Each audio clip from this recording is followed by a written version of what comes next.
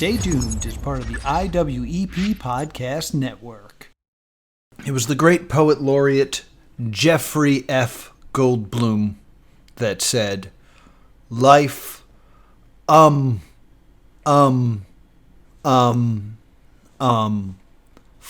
a way. But there's a lesser known quote, and that's life sometimes, gets in the way. The scheduled episode of Stay Doomed on Stick Around cannot be shown tonight, so please accept my apologies and enjoy this episode from our Crowdfund Crypt. Please enjoy a tier list on various hosts that we have reviewed over the years here at Stay Doomed, and we promise we will return to our regularly scheduled programming next week. Until then, please enjoy this sneak preview of the things you will receive if you join our Patreon. See you next week. Good evening, grave robbers, and welcome back to the television graveyard. We are your TV necromancers, Laura Prince and Noah Houlihan. We have come here tonight to examine the spirits of past television shows, to find out which ones could be resurrected, should be resurrected, and which ones should stay doomed. This is a podcast in which we will analyze the history, the hype, and the aftermath of shows that ran only one season or only one episode. Sometimes. This week, we're doing something a little different for the Crowdfund Crypt. With me, as always, is TV's Noah Houlihan. I didn't think it's something to say for this part. I'm really? just excited. Just I know. I was like, I looked at all of these hosts and I was like, I can pick any of them. No, I trusted you. I'm starting to feel like a real butthole here. I feel like a real butthole. I really thought that's what you were going to go with, because that is one of the best quotes from a reality show host. This is our Stay Doomed tier list for reality show hosts. Yes. Now, to set up some ground rules. Yes. We are only doing reality shows, and we are only doing shows that we have covered. Yes. Now, we are playing fast and loose with reality shows. We are counting augmented reality shows that we kind of talk about as being live-action LARPs. Yes. We are not, however, talking about game shows as much as I wanted... What was his name? Trey Stevens, the Paul Rubens host from You Don't Know Jack, to be on here. Yeah. We are only sticking with reality shows. Now, for extra fun, Laura has made the tier list. Yeah. And has sent it to me. And I don't recognize everybody here. So there will also be moments where I'm like, I don't know who this guy is. It's another white dude in a t-shirt. Yeah, admittedly, obviously Noah's going to put the tier list we made in here. Yes. And they start to look... It's a lot of white dudes, man. Yes. We also more female reality show hosts and more people of color as reality show hosts, man. Yeah, for real. I did play really fast and loose. I included... you want me to talk about some of the oddball things? I think we'll talk about people? them when we surprise people, when we bring it up. I do want to say thank you to Crowdfund Crypt Keeper Matthew. He did make one for us, and we ended up making our own for 3 reasons. One is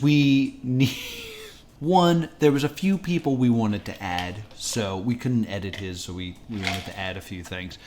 2, it was a bunch of pictures of white people, and we're like, I don't remember who any of these people are, so we kind of had to... Laura had to do it. So I kind of needed to reverse engineer this, where I needed to search the host names myself, and Noah, for your benefit, they are all saved on my computer with their name and what show they're from. Yeah. Unless it's something we know well. Yeah, like, so for extra admittedly, fun... Amazing Race, Phil Keegan, is literally just saved as Phil. Yeah, for extra fun, it's going to be a moment of, do I remember this human?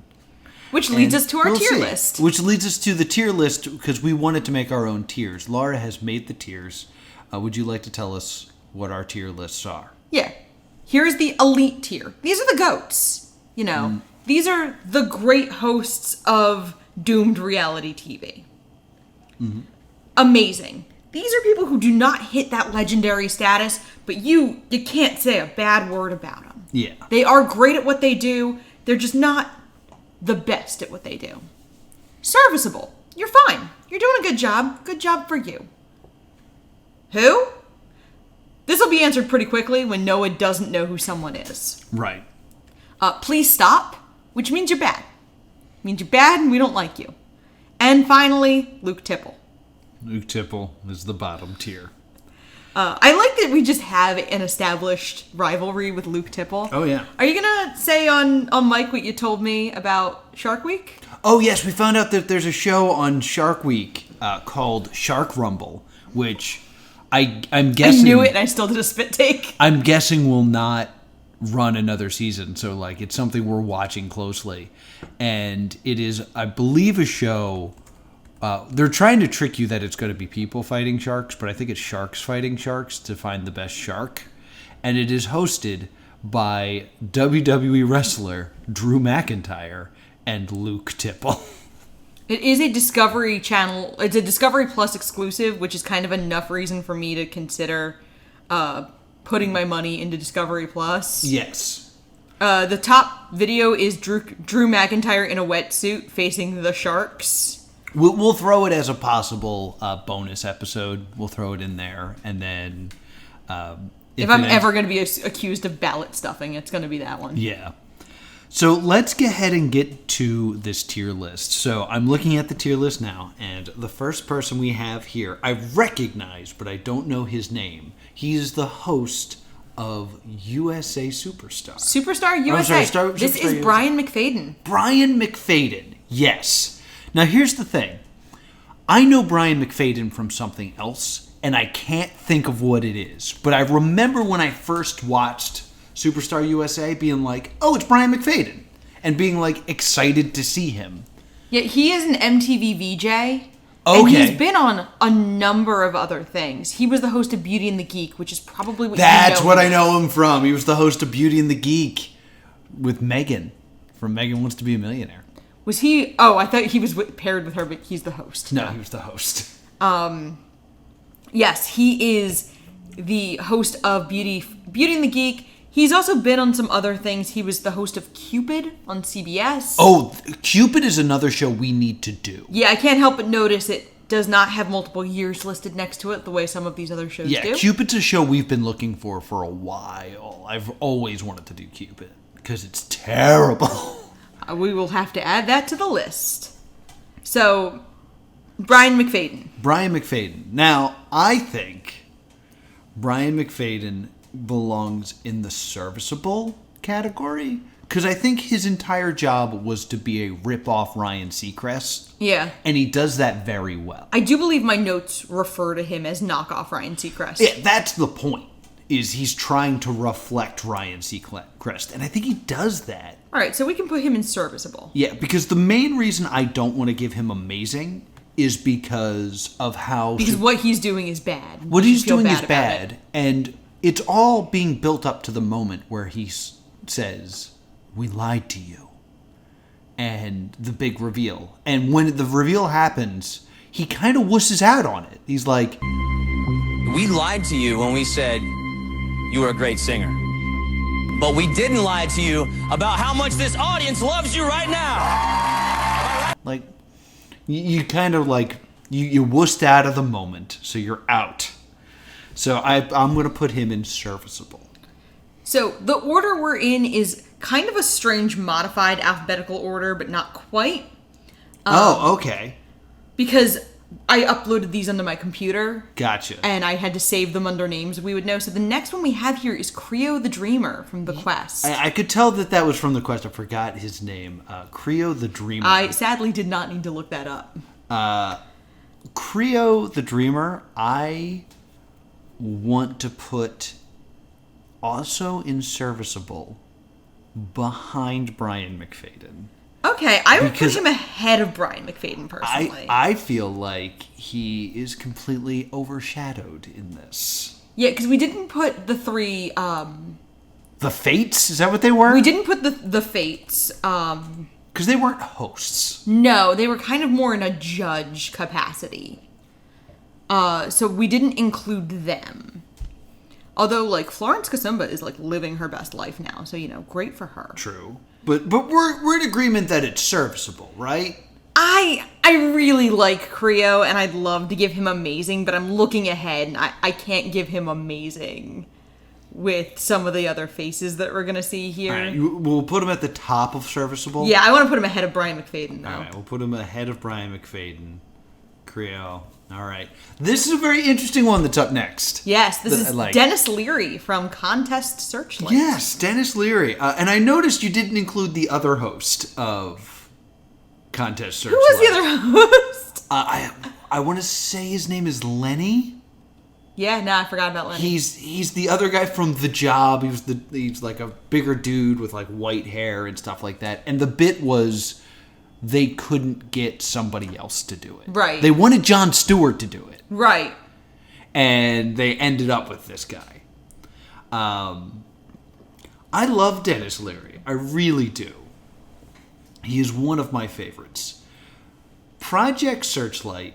Contest Searchlight. I'm sorry, Contest Searchlight. Which is ripped off Project Greenlight. Is a fake reality show that ran 4 episodes, and Dennis Leary isn't in one of them. Yeah. So it's kind of hard to give him a good spot. Yeah, and like, unfortunately, because he's, not unfortunately, but since he's already well known, you can't really give him who? Yeah. So, but I don't feel right putting him in, I guess, like, he's serviceable, but maybe behind Creo? I would put him at the bottom of serviceable. That's behind Creo. And Brian. Yeah. Yeah. Let's do that. It's a very tricky one. I almost want to put him lower. Please stop. I don't know if I want to drop him down that far, but like, I'm going to put him in Who, just because like he does disappear. Okay. He disappears for part of the show. Yeah, so the show could be like, who? Yeah. We had a host? Where's Dennis Leary? So I think I'll put Dennis Leary, even though he's one of my comedy favorites. Hey, Noah. Who is the next guy? Who? I recognize him. Okay. He's the host of Shattered. Okay, that was more than I thought you'd get. His name is TJ Thiggambottom. No, it's actually shockingly close to Dennis Leary. It's Dermot O'Leary. Dermot! Ooh, Dermot! Dermot. Ooh, Dermot. I hated Dermot. I hated Dermot during Shattered. I hated him. He seemed incompetent. Yeah. In a lot of places. I might put him in Luke Tippletier. I kind of want to put him in Luke Tippletier as well. Just because not only did I dislike Dermot, there are parts of Shattered where it's just like, we're going to spend 20 minutes with Dermot. Oh my god, you're right. Like, we're going to see what happens when Dermot doesn't sleep for a bit. And I was like, I don't care about him. And now I have to watch him be cranky? Yeah. Dermot, you're down in Luke Tippletown. And obviously, like, we don't know Luke Tipple personally, and none of this is, like, real. Nor do I plan to. None of this is, like, real animosity toward Luke Tipple. I do feel a little bad, because I know, like, it's a real person. Yes. But you know what? He's a terrible host. He's a terrible host. But I enjoy how much I did not enjoy him in Opposite Worlds. Yeah. Is that who's next? No. Okay, because I want to point out... He's cut off in our... It's just the bottom of his chin and then a leather jacket and maybe part of an American flag? No, it's part of a lighthouse. Because that's Gary Frito from Murder in Small Town X. Oh, Gary Frito. This is a Who, if ever there was one. Really? I was going to put him up in Amazing. No, I feel like he didn't do as much. Gary Frito he's a cop in this. Mm-hmm. And he's kind of like, he doesn't take the focus, but like, he does keep everyone grounded. Yeah, I didn't love him in this. Really? I kind of felt like he was a who? His role... You know, I know I'm going to die on the next hill, so I'm going to give you... I want to give him at least serviceable. Okay. Because... I'll put him at the top of serviceable. That seems like a compromise. We'll put him at the top of serviceable? Yeah. Okay. Because I'm going to die on this next Because I want to say this about Mr. Frito. One, it was hilarious that we gave him a different snack food name every time. Gary Dorito. Yeah, Gary Pringles. And two, like, his role was to be a host of a show with 10 contestants and 25 suspects. Like, he did do a really good job of keeping us kind of, like, aware of what was going on. If there was ever a moment that he was, like, standing out and being the star, we would have had to just, like, we would have hated it. Because it's like, I don't give a crap about you, Gary Frito. There's been a murder. A kid is dead, Gary. A kid is dead, Gary. Stop talking. Like, I think he is what that show needs. I'm to the point where I think I need to screen record A Kid is Dead, Archie, for our own use. I will say, if you go back and listen to our Archie episode, there's a moment where all the characters are saying Archie, and I want it to splice in Jughead saying a kid is dead, Archie. It turns out that we find that clip hilarious, but it's not like on YouTube anywhere. So I ended up screen recording it from Netflix, but there's something in Netflix that doesn't let you get the video. So I only had the audio. It took me an hour for this little joke in us covering a show from the 1960s that no one cared about.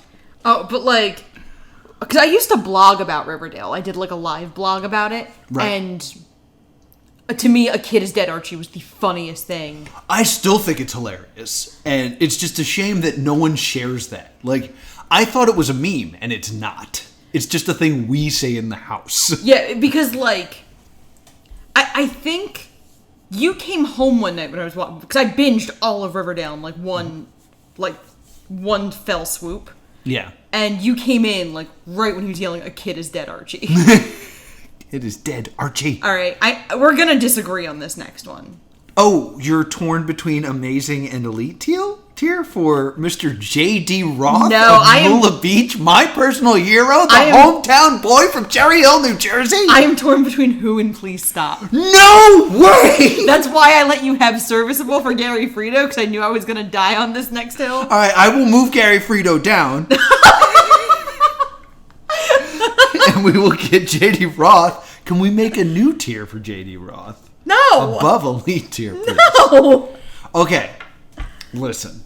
Okay. You listen. Okay. Listen to me now. Just remember that Ricky Rockman's coming up. You listen to me. You're listening. Listen. J.D. Roth is my favorite TV host. I did another podcast where I had to rank my top 10 hosts of game shows and reality shows, and I put J.D. Roth number 1. Everybody made fun of me because no one knew who it was. But I will say we're going to rank him solely on Mula Beach. Yeah, and I still have him ranked pretty low. What? Hey, you listen. You've yet to make an actual point. Which means I'm okay not putting him in the elite tier.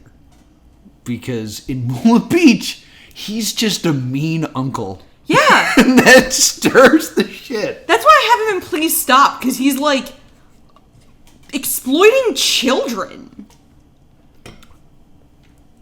I would never tell J.D. Roth to stop doing what he's doing. I'm sorry. Please Stop is too low for Honestly, him. and I know the other thing he's really well known for is Biggest Loser, which I would also put it to Please Stop, because they make you do really unhealthy things to lose mass amounts of weight. He was the host of The Biggest Loser? I thought for sure that was Caroline Ray. No, he's a producer of it. Yeah, he's co-creator. Yes. Caroline Ray from Sabrina the Teenage Witch hosts that. Well, and she can do no wrong. J.D. Roth's the narrator of Biggest Loser as well. Oh. And Caroline Ray only did 3 seasons. It was Allison Sweeney for like a decade. I only watched the first season of The Biggest Loser, and I don't think I watched all of it. I mean, he is terrible to children. He puts children on the spot and is mean to children. Yes, but if he didn't do that, would the show be worse? I think it would be. I feel like it's I'm sorry, I can't get around exploiting children. Yes, which is bad, but entertaining. He's a please stop for me.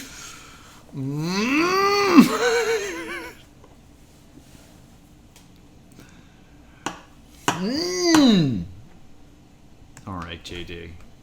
Here you go. Into the elite tier. No! I have the computer. I have a computer too, right? Yeah, but I'm recording this one. All right, I'll move him into please stop. And then we'll argue about this later. All right. Jeff Probst.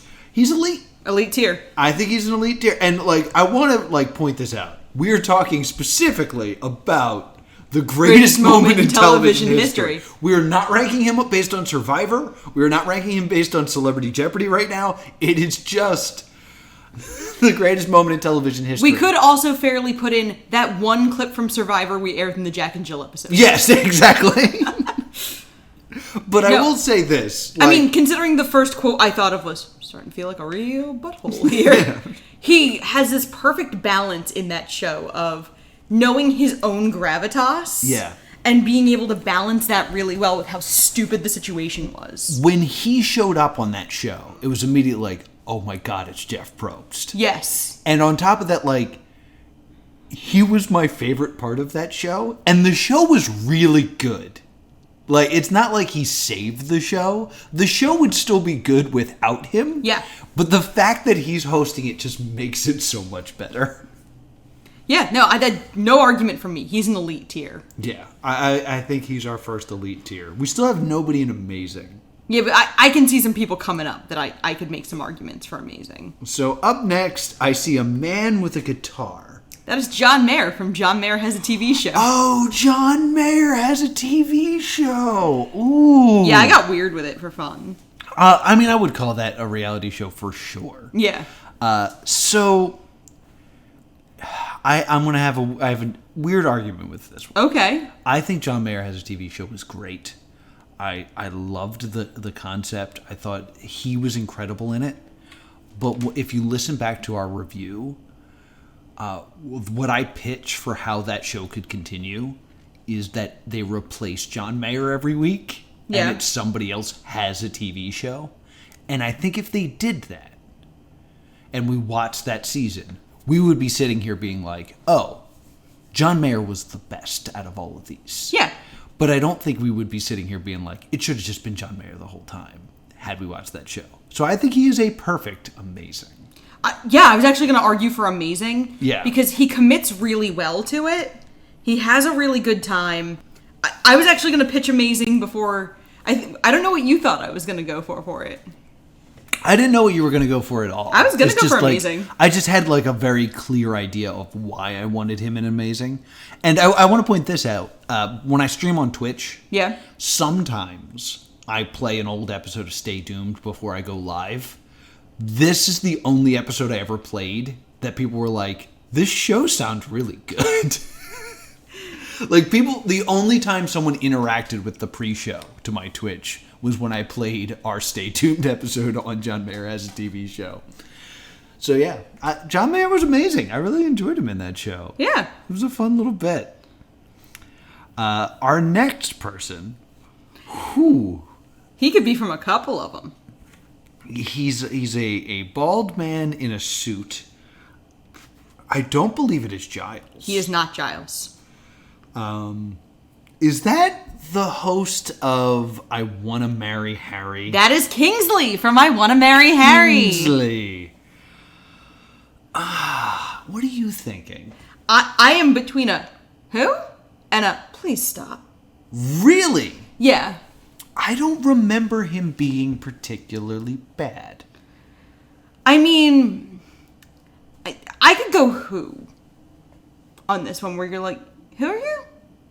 Because he's not a memorable part of the show either. No, I don't remember, I mean, that's a perfect Who, then. Yeah, because I was trying to... I don't even remember there being a host or anything happening. I remember the one scene where he reveals that it really is Harry when he lies to all these women. Yeah, I guess that makes sense as a Who. If you don't remember there was a host, I feel like that's a Who. Yeah, so we'll put him behind Dennis Leary. This is an interesting one. Yes. This is going to be a debate, in my opinion. These are the 5 alts of Mad House. And I had some time where I was just like, should these be separate entries? And I don't think they should be. Because I think, like, we would be able to shuffle them about, but I think they would all go in the same category. Okay. I would argue that at least one alt would go into Who, while I would put at least one in Please Stop. Oh, you're going way lower than that, though. Right. Yeah. Because, like, I would legitimately put Don in Who? Because Donald the Vampire. Donald the Vampire. He does, like, nothing! He has a couple good reaction shots. He has some good reaction shots, but that's it. But he literally doesn't And he's a good bowler. Did you forget he was a good bowler? Yes. Well, that's one of the best scenes, is someone is nice enough to just help this vampire bowl. And he's like, oh, it's like throwing a knife. And then he's amazing at bowling. Yeah. But let me see if I can do this. The 5 alts are Donald the Vampire. Yes. Avocado the Naturist. Correct. The Modern Primitive. Yep. Art. Art. Yeah, I was gonna call him Ern, because I was like, it was some sort of like old guy name. Started with a vowel name. The Voodoo Priestess, who had a name. Ia Tashia Asante. Ia Tashia, and then the White Witch, which was a succubus? No, I forget her name completely. Fiona Horn. Oh, yeah, that's right. Horn. She's one of those people, like, I could see her going into Please Stop. I would actually even consider putting her alone in Luke Tipple tier. Really? Oh, yeah. I mean, I know at least one contestant of Mad House that would say she was serviceable. To me, that's why she's a bad host, though. Like, exactly. She got too personally involved. So for me, that's Please Stop or Luke Tipple. That being said, there's 4 other people to keep in. So they might save her from the depths. I mean, let me think about what happened in Mad House. Avocado was forcibly naked in front of people. Please stop doing that. Donald the Vampire, like, assaulted them and drained them of their energy, and then drained blood with a syringe. Please stop doing that. Yeah. Art suspended himself with hooks in front of them. Please don't do that in front of me. I kind of want to give him a please stop. Yeah, I would totally agree with a please stop. All right. I'm going to put them below J.D. Roth. That's fine. Now we have, I believe this is the host of Megan Once a Millionaire. Yes, this is Niles. Niles. I want to throw right down in Luke Tippletown. Yeah, I would have put him. I could also make the argument for Who. That's so many more tiers. Yeah, Who is kind of a different tier, but like Niles does not do a great job. He's not likable. I mean, he was often the worst part of the show. Yeah, and we constantly talked about how, like, he was taking away from the show. So that to me puts him in. Luke Tippletown? Please stop at best. He can go into Luke Tippletown. But I want to, put him in Luke Tippletown. One of the things I really didn't like about Niles is we never saw a lot of Lauren or Brandy C. I want to say her name was Lauren. Yeah. The 2 girls who were supposed to be with Megan all the time. And I would have liked to have seen more of them. Okay. Is it time? It's time. It is time. It's time for Luke Tipple. I would put him in Please Stop. No, what the hell are you talking about? No. You know why I would put him in Please Stop over Luke Tipple? This is a legitimate argument you're about to have with me. Yeah. I really enjoyed how much I hated Luke Tipple, so he did add something to the show for me. I completely disagree. I really enjoyed how bad he was at his job. The fact that he would talk and I'd be like, please just go back to showing me the people shivering in a cave. Luke Tipple was the host of Opposite Worlds, if you don't remember.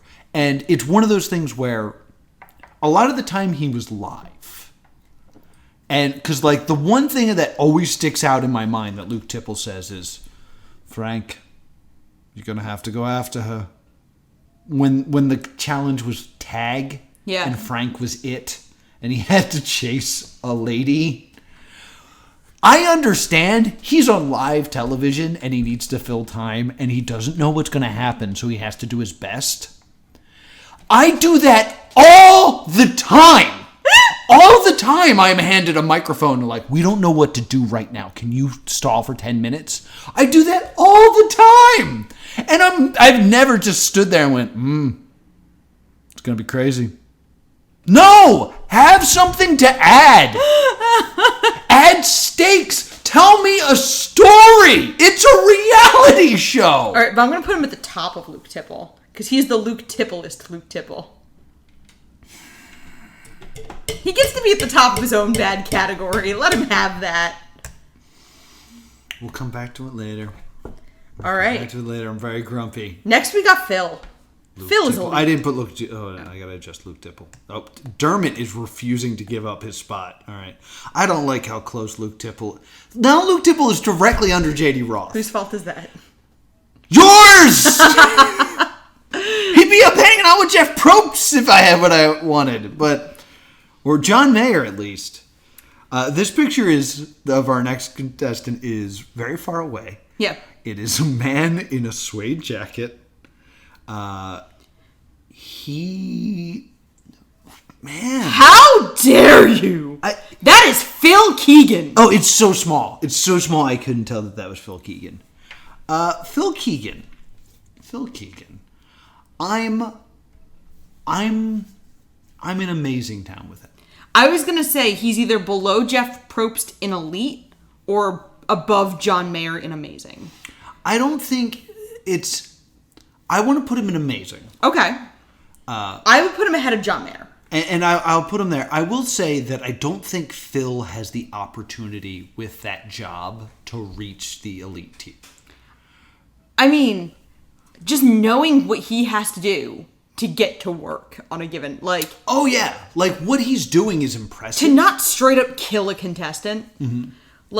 I would have lost my crap at least once at one of these contestants. Yeah. He only kind of reams out the Weavers. And I would have just, lost my mind at the Weavers. Yeah. I think he's great. I really do. It's just that, all he gets to do is explain detours and roadblocks. And he does do the same speech every single time. Yeah. Walking down a local road, looking rustic. Yeah. A detour is a choice between two tasks.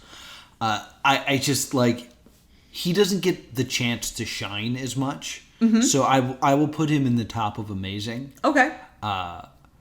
We may be the first people in history to be who are equals? Phil Keegan and John Mayer.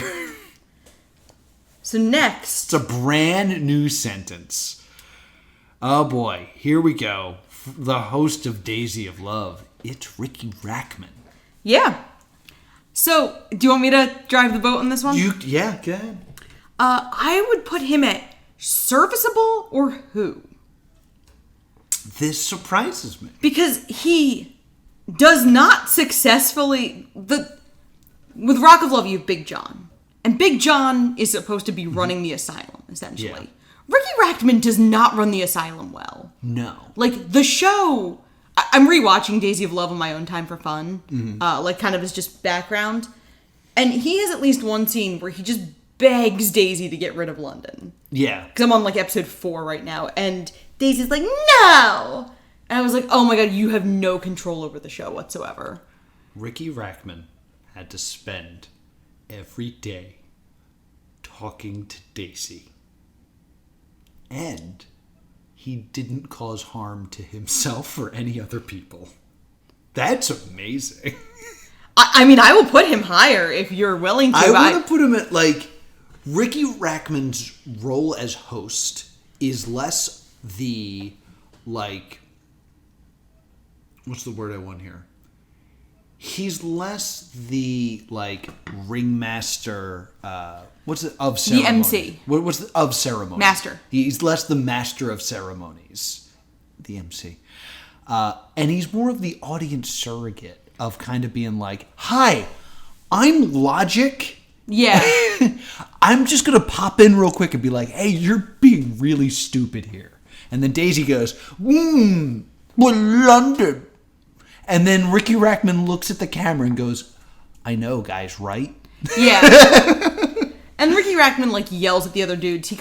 He makes fun of them.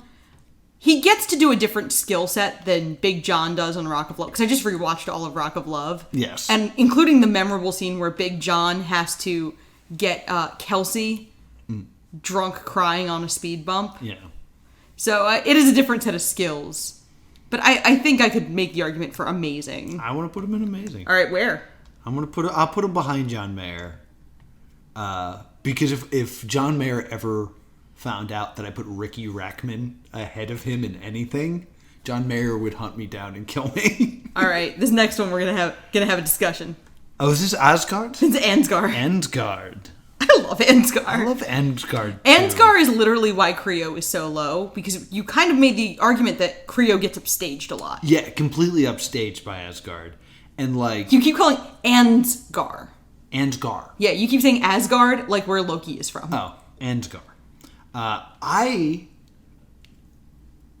will let you start. I would put him high. I'd put him at amazing. I mean, he's my JD Roth, where I will argue absurdly high. Then I'm going to just put him down and please stop. Do you have a solid reason? Because he's not... Because JD Roth is down there! He's not exploiting children! Yet. Wait until Disney Plus comes out. Oh, I'm going to be so uncomfortable if Ansgar talks to those kids the way he talked to those adults. Oh, yeah. Oh, no! No, I think he does a really good job. There's a part where he intentionally kind of lets the contestants in as his part of the augmented LARP that is the quest. Yeah. There is a part where his job is to kind of, quote, quote, let them in a little bit. And he does that really well. Mm-hmm. He builds your and their emotional investment in the quest. Mm. I think he's amazing. I would even consider elite tier, but I can tell from your face that is not gonna happen. When I think of Ansgard, I think of that moment he has where he's like, where did you learn how to throw like that? And I forget her name. Jasmine. Jasmine looks and goes, my imagination. And he's like, your imagination. And he's clearly rock hard. I waited for Laura to start drinking for me to say that. But I mean, that was the joke throughout the whole I know, and review. I should have seen it coming, and I didn't. That was the joke through the entire review of the quest, where we were like, oh man, what a poor performance. Ansgard's totally flaccid. But like, I don't feel good about that joke. It's one of my favorite jokes we've come on. I want to make a t-shirt that says Ansgard is totally flaccid. I don't. Stay tuned. I super don't, because it's so gross. But no, also, everyone I've interacted with who was in the quest has been so nice. I feel like I'm like dishonoring them by making that. Well, because they always talk about how he never breaks character. Yeah. So like the fact that he's that good, and like this is going to be a weird comparison. Oh God. One of my favorite video games is Portal. Yes. And the concept of Portal alone is amazing and a game that would have sold well.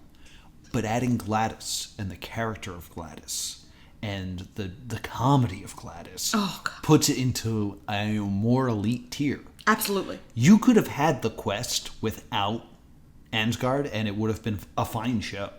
But he elevates it He to absolutely does. what I would call an elite tier. Yes!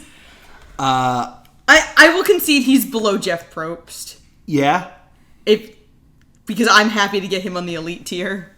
He was amazing! I know. I loved him. He's more than amazing. And I adored his character. And, like, you kind of started to fall in love with him a lot. And it made him so much more effective than Creo. I feel bad. Like, no shade on Creo.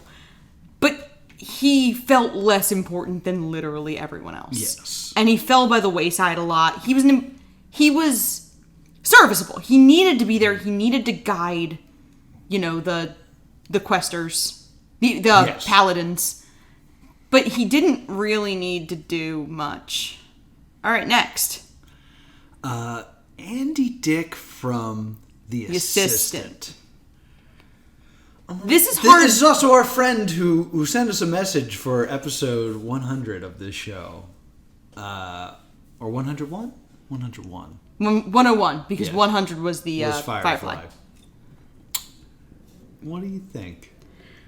It's hard because he was incredibly annoying. Mm-hmm. That was also his job. Mm-hmm. I need you to know right now on mic that I just got a message about John Mayer's new tour. That's good to know. A podcast in which we discuss John Mayer. His new tour is called Sob Rock. Sob Rock? Yeah, and this wasn't like this wasn't a marketing message. This was a DM. From a friend? From friend of the show, Shelley Snyder. So what are you thinking about Andy Dick, though? I think there's this thing of, like, he's really annoying. So your first thought is, please stop. Because he's incredibly annoying. However, for the show, he is serving the purpose he needs to serve. Mm-hmm. So I would argue that he is at least serviceable. My argument was going to be, okay, if you didn't like Andy Dick, replace him. But make it that show.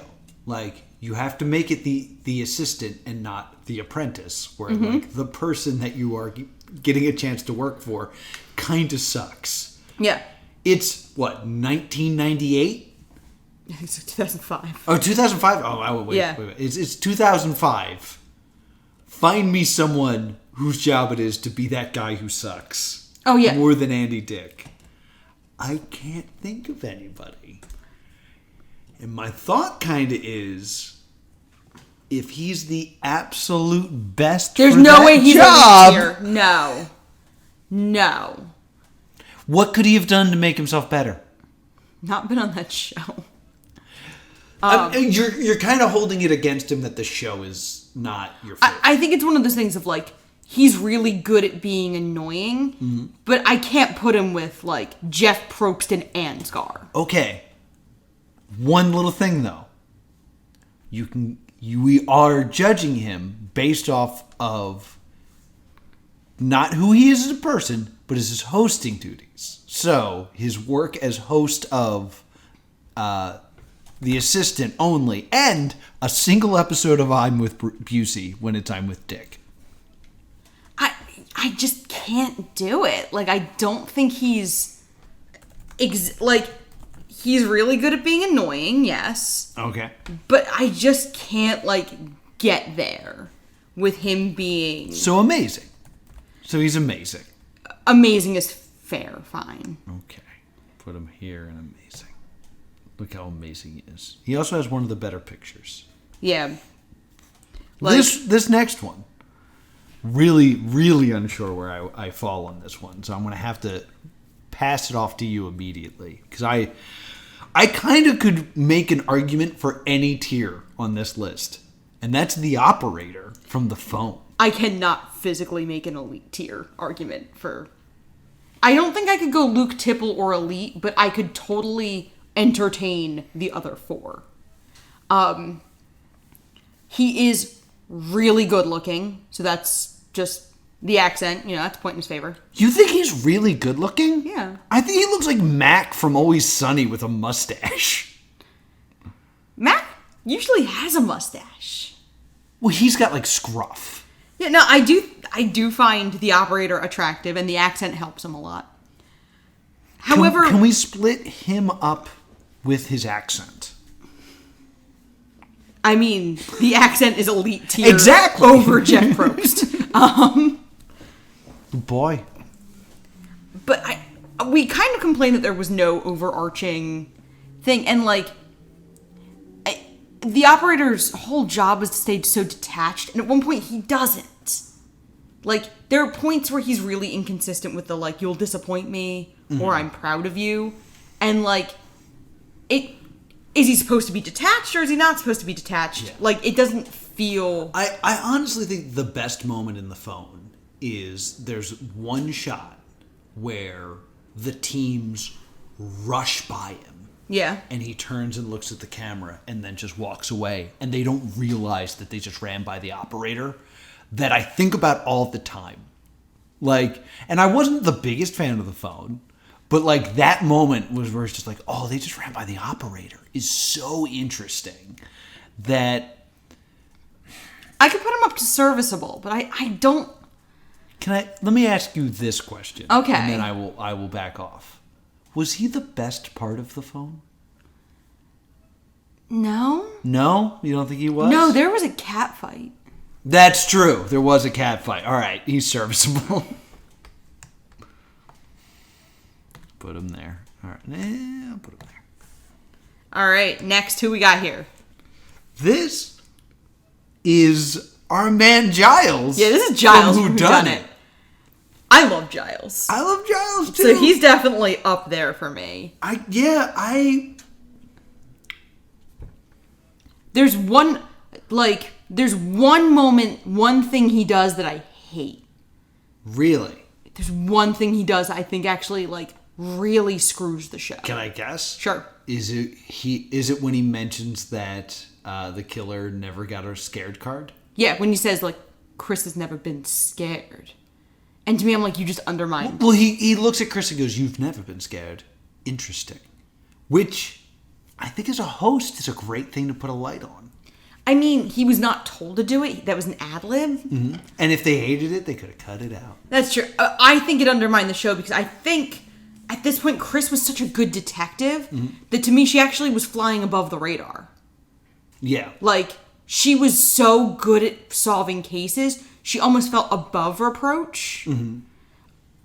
And she was, because the producers had to tell her to stop solving cases. So, and then when he said that, I was like, oh, she's going to be the killer, isn't she? And, like, to me, it really punched a big old hole in the whodunit, so to speak. So that's the only reason that I would argue for him not to be, like, high elite tier. But you're saying still elite tier. I could put him below Ansgar. I would put him below Ansgar. That's where I put it. All because he's, like, he was such a fascinating part of that show. Oh, he absolutely was. And, like... his backstory that just, like, he's cursed and this just happens to him. Yeah. He's the only person that they wrote a book about. Yeah, like, he has a whole backstory. The operator would be elite tier if he had any kind of story. Yeah. Okay. I that makes a lot of sense to me, actually. All right. Who we got next? Next, we have the host of Eaten Alive. By the way, these last 5 are rule breakers that get weird. I disagree with that statement, but we'll see.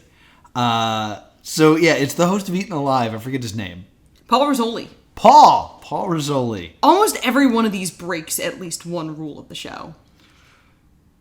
True, okay. That's what I mean by rule breakers. Okay. Paul. My man Paul. All right. I can't argue for him to be serviceable because he doesn't get eaten by the snake. Well, here's the thing. About my man Paul. My man Paul just really likes snakes. Yeah. He thinks snakes are awesome, and he just wanted to make a really cool documentary about hunting really big-ass snakes. Remember when he jumps in the water to chase a snake? Yeah. And his legs are just sticking out as he's Wrestling with a giant snake underwater? Yeah. Incredible. Absolutely incredible. And we found out through research Yeah. that this man was like, I want to make this really cool snake documentary. And Discovery was like, that's not interesting enough. What if the snake ate you? And he was like, yeah, I love snakes so much, I'll let one eat me on TV so that this thing gets made. Now, granted, he doesn't actually get eaten by the snake.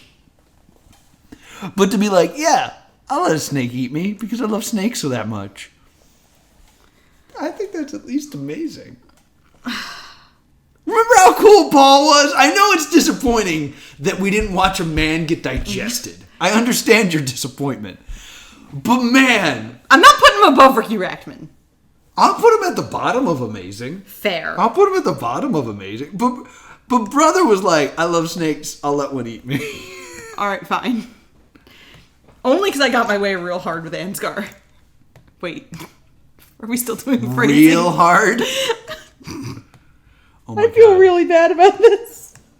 There we go. All right, he is at the bottom of amazing. Okay. All right. So this next one's a rule breaker because this ran more than one season, but this was one of those shows that demand was so high for us to do it. Mm-hmm. Now, I will admit, the picture we're using is from season 3. Right. Because I liked that picture the best. It is Joey Graceffa from Escape the Night. I have a weird argument for you. Go on. I think the first thing that we said when we were like, well, should we include Escape the Night? Was, who was the host? Who was the host? There's nothing about Joey that makes him more special than other contestants that play this game, other than the fact that he's evil. You're actually, by saying who, you're being more generous than I am. Oh, you were going to put him in Please Stop? Yeah, because he's such a jerk through all of it that, like, and anytime a character is like, yo, Joey's a jerk, they then promptly get murdered. Yeah. Like, hashtag justice for Colleen. But I would actually put him at Please Stop because by the second season, I was like, oh, Joey always lives. And so Joey had this weird, like, even though he actually stabbed at the end of the second season and quote, quote, dies, but comes back for the third one, whatever. I'm going to put him at the bottom of Who because I don't want him to stop making the show. Because I'd like to watch more of the show, which is a weird thing for us to have to discuss here on Stay Doomed. Yeah. I've actually had I've considered the argument that he is why the show is having difficulty getting picked up. Because he's trying to shop the show around somewhere else because YouTube's not producing it anymore. Yeah. And I almost wonder if he's one of the, like, he doesn't have the crossover audience to get, because I could see a show like an MTV or even like a VH1 picking this up. Could you imagine Escape the Night with like New York? The celebrity? I mean, Scared Famous, I believe, is something similar with New York. But could you imagine this with like 12 Pack and Daisy? And, Oh, no, I can't. and it's how too amazing. hilarious that would be. And I'm wondering if almost his involvement is holding the show back. See, I like Joey. I do. I like Joey. It's just, I think the plot of what Joey is going throughout the 4 seasons of Escape at Night is interesting and a thing I'd like to see continue. I want to put him in the Who category just because he's a bad host. Yes. Because he's a contestant. Yeah, I definitely could see that because we argued that it was her, excuse me. I was thinking about Jetpack Girl. That it wasn't Jetpack Girl or Mortimer. Yeah. Or Allison from season 2. We kind of had the thing of like, is it them? Even though Allison is much closer to that like Creo the Dreamer Ansgar role. Yeah. And I had the thought of, do we choose an Allison? But then the only uniting feature between seasons is Joey. Right. So you can't really argue that Allison or Jetpack Girl or Mortimer or the Enchantress is the host because they go away. That's a good point. So Joey would inevitably be counted as the host because he is the uniting factor.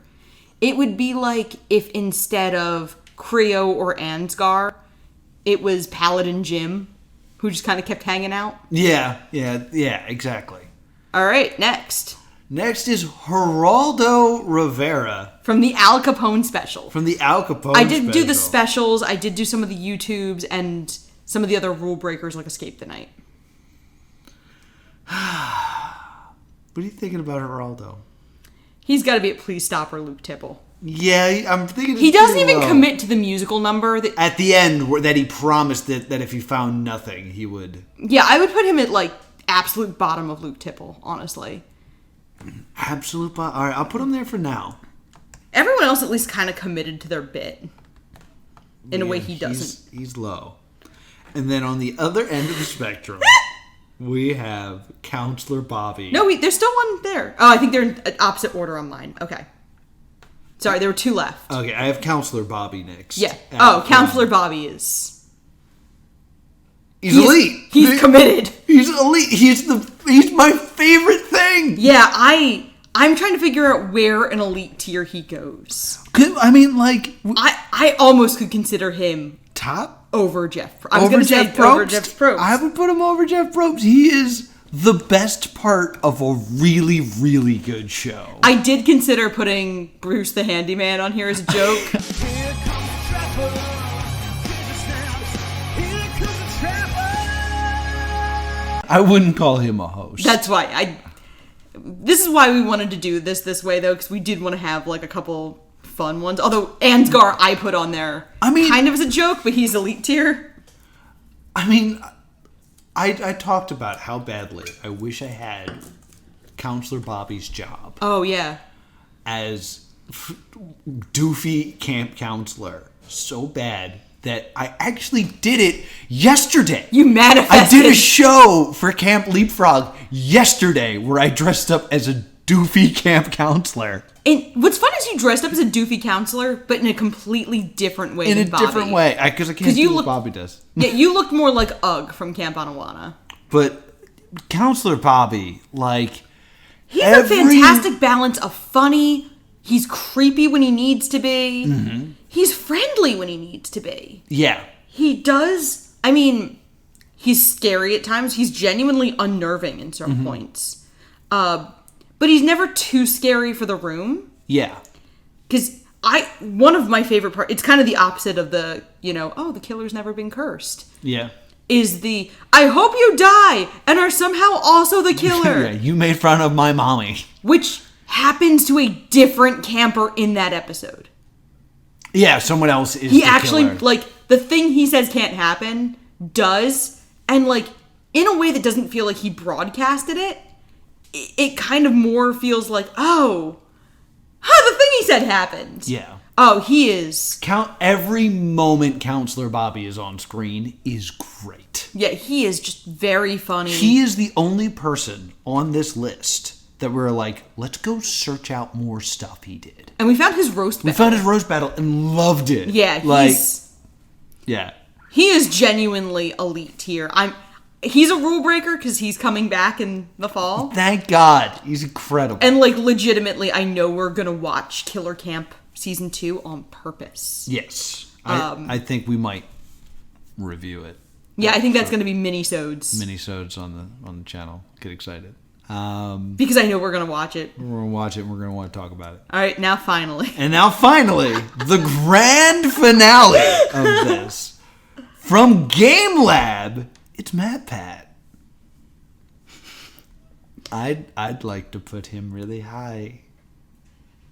He's very good in this. Because I'm taking into account, I don't love Matt Pat's YouTube channel. Yes. I do actually like food theory a great deal. Mm-hmm. I don't particularly care for game theory or film theory as much. Right. I almost sometimes feel like he's too similar to things I say that I'm like, he's the things I don't like about myself. Matt Pat is the things I don't like about myself. New Stay Doomed t-shirt. Get the combo pack where you get 3 shirts at a discount. It'll be Matt Pat is the things I don't like about myself. Asgard is completely flaccid, and you are a wrong parfait. Why are they all things I've said? I am completely flaccid is a thing I say. Yeah, that's true. I've literally never said that. I think I might have started that joke, but I don't think I was willing to see it through. There's no way Matt Pat's elite tier, though. Why not? Because, Why not? he doesn't... He's serviceable, low amazing at best. Really? Yeah, he's fun, but he definitely... I vacillated about whether to include him. I mean, he's definitely a host of a reality show. But I could also argue that it's a game show because it has different people every year. There's no winning. That's true. There's no winning the show. I do feel like he becomes less important than his guests a lot of the time. I think as a good host, he allows his guests to shine on his own show. He doesn't steal the spotlight, but he still drives the bus. That sounds like a real good host to me. I could put him in amazing, but no better. I would put him at serviceable because I don't think he has that unnameable je ne sais quoi that Phil... There is no way he is going below the man that got eaten by a snake. Wait, who I would have put lower! That's not an argument that's going to happening. convince me. Because I would have put... He didn't get eaten by a snake! But Matt Pat actually rode an ostrich and played car soccer. Badly! He won car soccer. Yeah, but he almost got eaten by an ostrich. He did. He came closer to getting eaten by the ostrich than Man, I was so excited to put him right below Giles. I really was. All right, I'll stick him. I'll stick him right here. All right. Where'd you put him? All right, we're gonna go through. No, where'd you put him though? It's gonna come up in a second. We're gonna go through and see if we need to make any adjustments here. Okay. Okay. Is Counselor Bobby better or worse than Jeff Probst? Better. He's better than Jeff Probst. Okay. Is Jeff Probst better or worse than Ansgard? I might argue worse. Yeah? Because I'm kind of arguing here that Jeff Probst does add credibility and ethos to the greatest television event in history, but Ansgar lends ethos and pathos to the quest. I kind of hate that I agree. He adds that, Ansgar, when he kind of starts to talk about his own backstory, because, look at it this way, you don't remember the name of the man who plays Ansgar. Would Jeff Probst be as good if he wasn't Jeff Probst? All right, that's a good point. All right, we're adjusting, so Ansgard is ahead. Yeah! Is Jeff Probst better or worse than Giles? I would say better. He's better than Giles? Because Giles does have that moment where he kind of has that misstep that I really don't care for. Okay. Is Giles better or worse than Phil from Amazing Race? I really like Phil.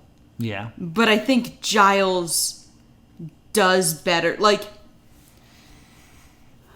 Phil could be someone else in The Amazing Race. Giles, he needs to be that.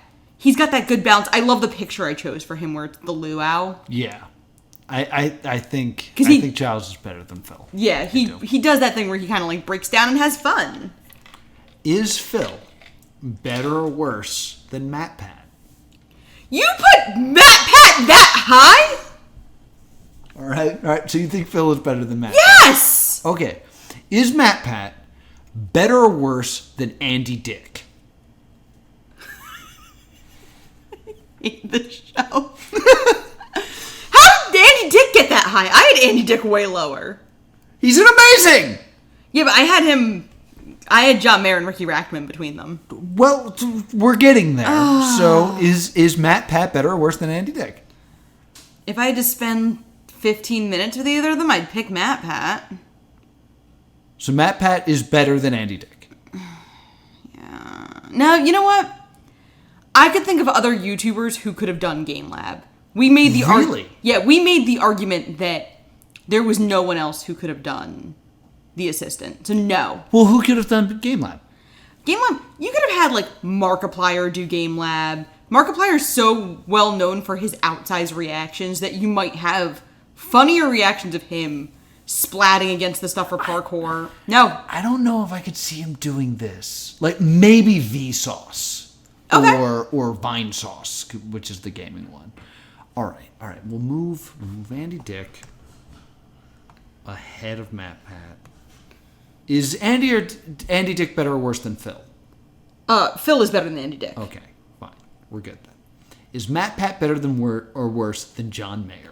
Why is Andy Dick over Paul Rizzoli and Ricky Rachtman? That's not where we agreed on. That is not what we agreed on. We're gonna fix it. We're fixing it now. Okay. Is Matt Pat better or worse than John Mayer? John Mayer is better. You think John Mayer is better than Matt Pat? Yeah. Okay. So we'll move Matt Pat down. Yeah, that's right. Is John Mayer better or worse than Andy Dick?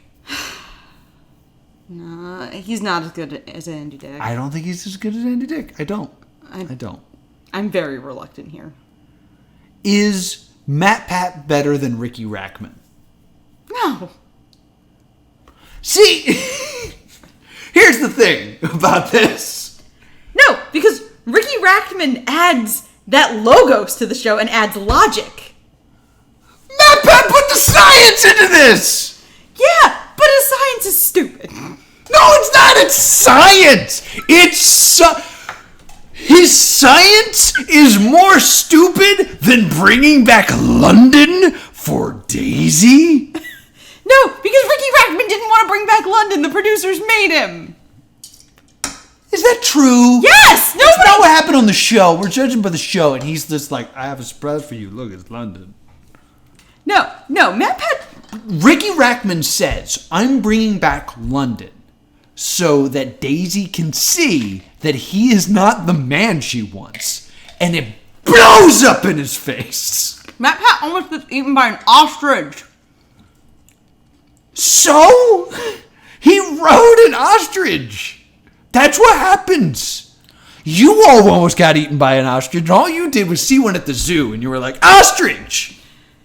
Yeah, I didn't almost get eaten by one. I just had a fear that Could you host it? Yes. Could you host the show? Yes. You would ride an ostrich? Yes. Really? Yes. Really? Yeah. Bonus episode, we're going to go ride ostriches. Fine. There's no ostrich riding near. I'm extending my hand currently to shake on this deal to go ride ostriches. Oh god, there's an ostrich nursery in...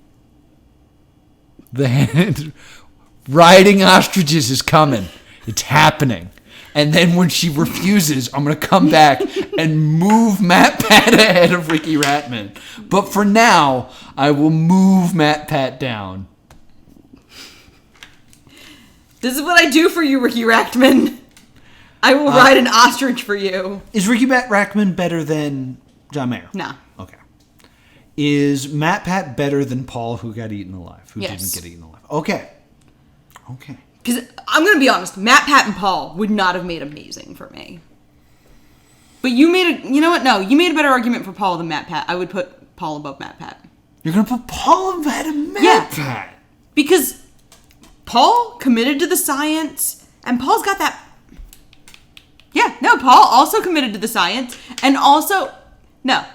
What? You're going to talk about the science where Matt Pat's show proved that car soccer could happen, what happens when you ride an ostrich, did real Five Nights at Freddy's. All right, that was not the best. No, none of those episodes on their own are all that great. He did parkour. Paul Rizzoli is better than Matt Pat. All right. Moving Paul up. Oh, man, I really don't like what's happening to Matt Pat right now.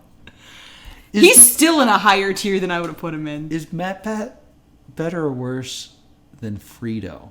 Gary Dorito takes it from me. This is an issue. Why? Because that would mean that either we move Frito up to amazing, Okay. or Matt Pat down to serviceable. Okay. What are you suggesting right now? Both of those things happen. Oh, really? I would, like, looking at this now, because Gary Frito was really early on, just based on what we discussed, I would put Gary Frito up, because we talked about how they serve their show, and Gary Frito lends a lot of, like, he kind of walks this really good line of not getting too involved with the people, but being kind of involved with the people. He referees the interpersonal contact, like, interpersonal conflicts way better than, say, like, J.D. Roth. But he's more consistent in whether he does or does not care for the competitors than, say, the operator. I would say Gary Pringles kind of did a better job than I initially gave him credit for. Gary Frito moving up. Congratulations, Pringles. I don't want to move Matt Pat down. I really liked his show. It was a good show. He did a great job hosting it. I feel like he was serviceable. He does not stand out for me that much. And I do like Matt Pat's food theory. I'm judging purely on Game Lab. I know. He doesn't stand out to me in that show that much. Like, the show... Let me put it this way. I could watch Austin Creed do that show and like it infinitely more. Matt Pat doesn't have the just... He's missing that, like, color and charisma that another performer could bring to that. Is Matt Pat better or worse than the operator? The whole operator, not just his accent. The whole ass operator. He is better than the operator. He's better than the operator. All right. Cool. Okay then. Is the operator better or worse? Just ruin your whole day. I'm real like I've always been a Matt Pat fan. I didn't realize how much I loved Matt Pat until I had to have these arguments. You have a theorist sticker on your laptop. Shut up. Oh my god! Like, do I have anybody on my laptop? No, I have a shark with a PSL. And the Blockbuster sticker and Disney Hollywood Studios. Yeah, all of those things should stay tuned. Is the operator better or worse than Creo? Worse. Worse than Creo. All right, I can get behind that. Because Creo has more consistency. That's really it. Is the operator better or worse than the guy from Superstar USA? I would say the operator's worse. Really? Brian McFadden is consistently a D-bag. All right. Because my biggest issue with the operator is they don't seem to know exactly what his thing is. All right, I can move Brian McFadden. I can get behind that argument. Is the operator better or worse than Dennis Leary? I would keep him better because I don't remember enough about Dennis Leary in Contest Searchlight. And that's what the Who category is all about. All right. Is Dennis Leary better or worse than the guy from I Want to Marry Harry? Better, because you're calling him the guy from I Want to Marry Harry. Yeah, that makes sense. Is the guy from I Want to Marry Harry better or worse than Joe Graceffa? Worse. He's worse than Joe Graceffa. Yeah. Is the guy from I Want to Marry Harry better or worse than J.D. Roth? Better. Why? Explain that. Because J.D. Roth is exploiting children! I mean, I Want to Marry Harry guy is exploiting at least grown adults. Okay. Explain to me how you could replace J.D. Roth with a different host and have a better show with Mullah Beach. I think if you would replace J.D. Roth with somebody who was, like, younger and cooler... What?! Yeah, like, trot out somebody from, like, what was airing at this time? S Club 7? You bring on someone who's a little older than the contestants, but not really. That, like, if they're all high school age, you bring out someone who's, like, out of high school, like, college age, still an adult, but, like, if you're gonna have this, like, camp aesthetic. You make this person like more of a counselor type of someone who's older but not like in charge. Make it Counselor Bobby? No, not Counselor Bobby. I mean, that would make it a way better show. What an amazing show that would have been. But like, I think you could have made this any like young, cool, popular person. And like legitimately, you could have someone who's like a YouTuber. Matt Pat could have done Moolah Beach better than JD Roth. Not when it aired. Matt Pat would have been on Moolah Beach. What year did Moolah Beach when it aired? I was in high school. Oh yeah, how old is Matt Pat? Yeah, Matt Pat would have been on. He would have been a contestant. But what I'm saying is like a Nickelodeon, because I believe Matt Pat now like does Nickelodeon hosting sometimes. What, you think it should have been Mike O'Malley? No, like somebody young, like at that point contemporaries, somebody from like the early 2000s, when they were kind of doing more of these hosted, like the best comparison I can think of is Omar, Donnie, and Annette from Wild and Crazy Kids. Okay. Who were older than the contestants, but still felt like cool older kids. So it should have been Lori Beth Denberg. Yeah, like a cool older kid. Lori Beth Denberg would be kind of veering into Counselor Bobby territory in a good way.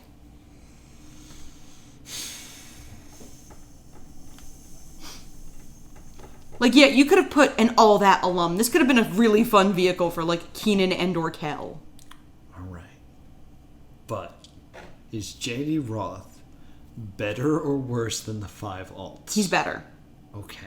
Because I think the 5 alts, ultimately, I think, especially Fiona, damaged the credibility of their own shows beyond repair. She got so... I talked about how Ansgar got, like, the contestants emotionally involved with the show. She got emotionally involved with a contestant, which is no bueno. Okay. Okay. Are the 5 alts better or worse than Luke Tipple? I kind of argued for Luke Tipple to be on a higher thing anyway. No. Because I enjoy how much he sucks at it. I derived pleasure from how much he was floundering and terrible. But we are different humans. Like... No one else would do our show because we put ourselves through a lot of shit to make this show. Like any other, like...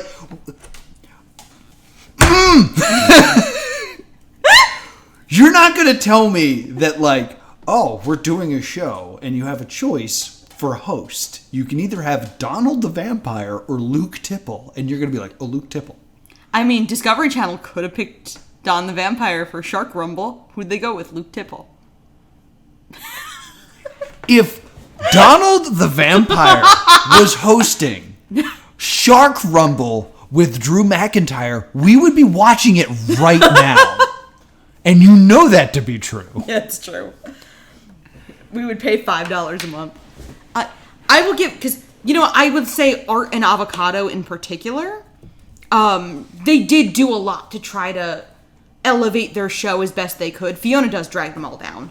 I would say that there are alts that are worse than Luke Tipple, but I think on average, I think they're better than Luke Tipple. Yeah, you guys can all thank Art for dragging them all up. Is Luke Tipple better or worse than Dermot? Luke Tipple is better because they both had to fill dead air. Because there were times Dermot was kind of live. But Luke Tipple also had things that, like, were thrown at him that he had to deal with, like contestant injuries. Dermot Mulroney was, like, watching people not sleep. And had to walk us through... They're kind of interesting because they're very comparable. Okay. They're both in badly planned reality shows. And they have to sell us on these badly planned reality shows. Mm-hmm. I think Luke Tipple does a better job selling us on Opposite Worlds than Dermot O'Leary does in selling us on Shattered, where he talks about how, like, baby-proofed everything is. Like... Which show did you like more? Opposite Worlds. You liked Opposite Worlds more than you liked Shattered? Absolutely. Okay. Here's my thought. I feel like I spent considerably less time with Luke Tipple than I spent with Dermot. I felt like Shattered was the Dermot show. And yet, I hate Luke Tipple infinitely more than Dermot. And I hate Dermot. Don't get me wrong. I hate Dermot. But Dermot, I spent more time with and had to talk more. Luke Tipple had to explain a game at the end of each show. And he failed. He failed at the job. Like, it's not like, oh man, I don't like this guy, he's annoying. Like, your job is to add stakes to a contest that has, like, will determine who stays in this show. And he fails at it. That being said, I'm going on that, like, 10-0, -10 scale, and, like, Luke Tipple's a -10. I love how much he sucks. Okay. Let's stop looking at it as entertainment. Let's look at it as simply the quality of how well he did the job of being a host. Luke Tipple fails at being a host. He fails at it. I know. Dermot sucks at it, while Tipple fails at it. All right, fine. You can have this one. Oh, Only man. because I really did. This is my, like, concession to you for how far I've pushed Matt Pat down. Although I kind of feel like Andy Dick is way higher than I would have wanted him to be. Andy Dick did end up way higher than expected. Because you were pushing for him. I would have had him down at serviceable. Is Luke Tipple better or worse than the guy from Megan Once a Millionaire? I would say he's better. Okay. Because, again, like, Niles, not to be confused with Giles, Niles brings absolutely nothing to the table. He literally sits there with a calculator. I would say... He is grossly unlikable. Yeah. I would say that Luke Tipple is the worst part of a show I didn't like. Niles is the worst part of a show I did like. So Niles had more of an opportunity to make me happy, but it made me sad. I think Niles... I think if instead of Niles, it had been Brandy C, who was Megan's on-screen best friend, Brandy C would have been, at the lowest, serviceable. Yeah. Because she's so out there that, like, we would have enjoyed Brandy C. Like, Brandy C trying to talk these guys into spending all this money. And then you have the thing of, like, oh... Because something interesting with Rock of Love is that there were girls who were attracted to Big John. Oh, really? And he did ultimately date a season 2 contestant. Oh, I didn't know that. So I think it's always interesting with these of love shows if the host is the same sex, then you kind of have that storyline of, like, what happens when a contestant and the sidekick go off the rails. Brandy C is nicer than Megan. You could have had a lot of fun with Brandy C seeming like a better option to some guys than Megan. Because one of the best things about Daisy of Love is how off the rails it goes. With, like, guys leaving right and left, and there's a bunch of non-elimination episodes because 3 guys eliminate themselves. And we do have to do, and I don't think there's going to be a debate, but we do. This is an earned conversation. Dermot's worse than the 5 alts, right? Yeah. Okay. All right, so then this is the final SmackDown. Okay. Niles, better or worse than Geraldo? Better, because Niles at least commits to his character. Geraldo's just bad the whole time. Yeah, like... And he shouldn't be bad. That's, like, another big thing. He's Geraldo. Yeah, like, he's so experienced, and... Like, they should have had this... for some reason, why did it never occur to anybody, like, there could be nothing, there could be... It could be just a note that says, like, haha, suckers. Yeah. They did not come up with a plan, and that seems like a gross oversight. What happened with Megan Once a Millionaire, no one could have seen coming. Yeah. What happened with Al Capone, someone should have been like, well, what's the plan if what's in there is not show-stopping? It's like, I'm going to sing 2 songs from a musical and run away. Badly, and only, like, 1 line from them. Yeah. All right, so here's the final ranking. Yeah. Elite tier is Bobby, Woo! Ansgard, Woo! Jeff Probst, Yeah. Giles. I'm so happy for Giles. Amazing is Phil. From The Amazing Race. That makes We sense. had to make that joke at some point. Andy Dick, How did he get this high? John Mayer, Ricky Rackman, Paul from Meetin' Alive, Gary Frito, Woo. and Matt Pat. No, Matt Pat's inserviceable. We discussed this. Why? Because he's not amazing. Yeah, he is. No, he's not. But he is. No, he's not. But he is, though. But he's not. Here's the thing. But he is, though. No. We thought of other people who could have done that show better. Like, Andy Dick's entire reason for being that high is no one could do that show better. I named people who could have done. I don't want to. I don't care. I don't care. Matt Pat is everything I don't like about myself. Serviceable as Matt Pat. Yep. The operator. What? No, we discussed that the operator was below Creo and Brian McFadden. Sorry. Sorry, things got actually jumbled when I moved Matt Pat. Justice for Brian McFadden. Creo, Brian McFadden, the operator. Yeah. The Who category is Dennis Leary, Joey Garcefa, and the guy from I Want to Marry Harry. This is the ultimate Who.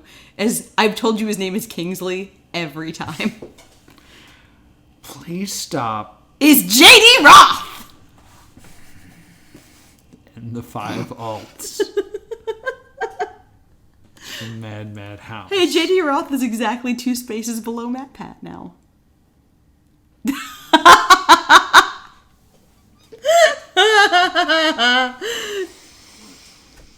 I don't know how I let this happen. Look how high Ricky Rackman is. How did I allow this to happen?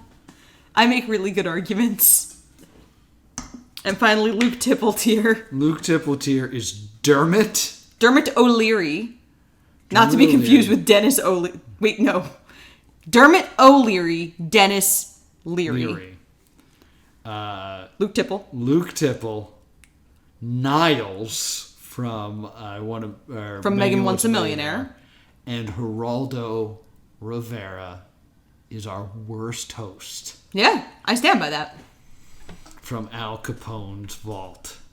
That is our tier list. You okay? I'm a little grumpo. But it's fine. I think this is a great tier list. I think everything is... Dude, I bet you do. Yeah. I bet you do. Save. So that's going to do it for our tier list on reality show hosts that we've covered here on Stay Doomed. Crowdfund Crypt Keepers, I hope you enjoyed this argument more than I did. Argument? But this is where we landed. Let us know in our Discord what you think the tier list should have looked like. How much higher should JD Roth be? Let me know. Should JD Roth have been in Luke Tipple tier? How dare you? Or should Matt How Pat dare have you been compare? in Luke Tipple How dare tier? you compare Matt Pat, JD Roth to Luke Tipple? And also, like, I feel really bad that we're roasting Luke Tipple. I genuinely do. Like, I know he's a person. You know who else is a person? JD Roth, the hometown boy. Oh my god. Thank you so much for subscribing to our Patreon and getting this bonus episode. We don't need to say where can people find us because This is our Discord, So hi guys, thank you so much for listening. We'll be back with another bonus episode soon, and more episodes of Stay doomed.